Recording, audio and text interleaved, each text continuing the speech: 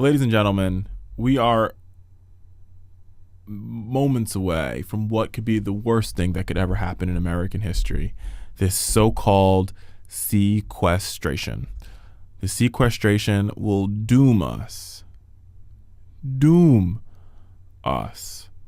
to what could be basically a third world country. It'll take us to our knees, right? Just think about it. 90-minute air delays, air traffic furloughs, 100 towers will be shuttered. You hear that? 90-minute delays, not 5-minute delays, 90 minutes of flight delays because Congress and John Boehner refused to act. I've already talked about Head Start. I've already told you that we're going to cut 70,000 kids. They're going to cut 1,200 food inspectors. All right?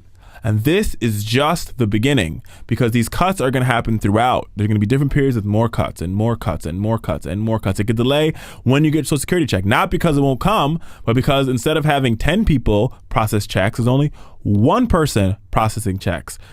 This is bad.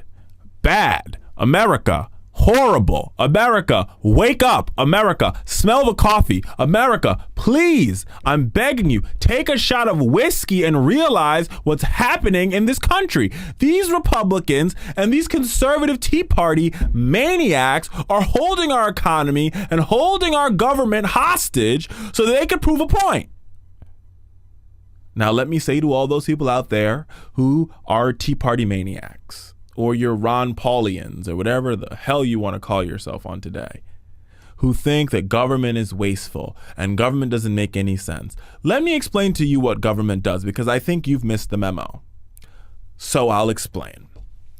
If you take the 95, if you take any interstate with the blue and red little thingy on there, the blue and red emblem, around the country, that's funded and maintained by government dollars, by government workers, by government employees, by government patriots, right?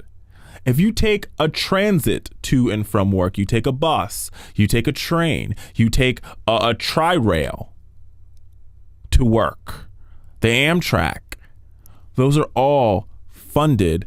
That's how government works. When you come to Washington, D.C. for your Tea Party rallies, and your Tea Party parties and your little events with Glenn Beck, and you use the mall, you use the Lincoln Memorial, you take the Metro, you go to the Smithsonian, guess what?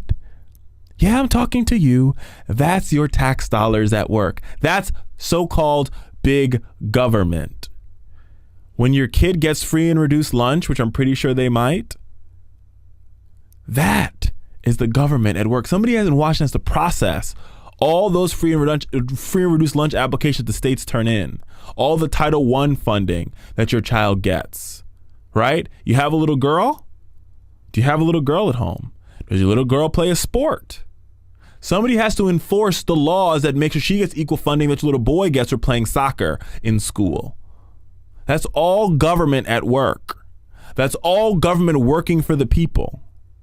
And God forbid, if you're a Tea Party maniac and you're on Social Security, Medicare, SSI, food stamps, welfare, TANF, WIC, your kids, you get public housing, Section 8, any of the so-called programs that are part of the problem in this country, and you qualify for them and you get your Social Security and you get your Medicare, that is government at work, my friends.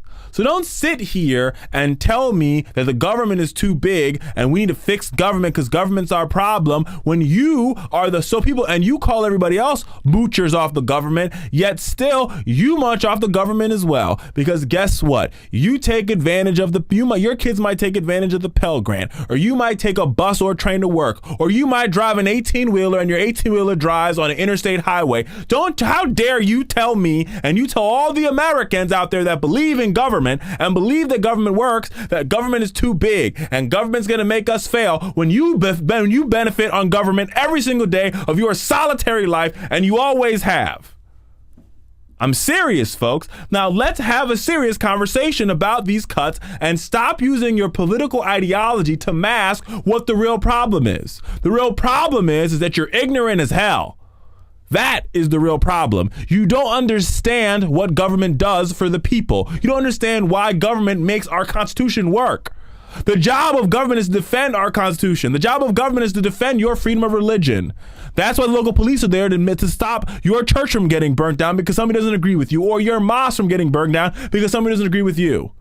So don't sit here and make this argument about government is too big and government is our problem. Because if you have depended on government your whole lives, and now all of a sudden, because Ron Paul and Sarah Palin and the Koch brothers have woken up and told you that government's the problem, you take that cough syrup and you start believing it.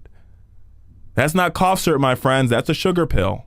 It's called a placebo. You learned that in elementary science, paid for by the American government and paid for by the American people. And God forbid that your father might have been a veteran or your grandfather might have been a veteran in World War I, World War II, Vietnam, or Korea. He came back and got a free college education. He came back and got a low interest mortgage, all because government is working for the American people. So don't you tell me government's the problem. You know what the problem is? You are the problem.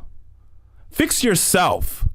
Mind your business and let the people that work for the government mind the government's business. I'm just saying.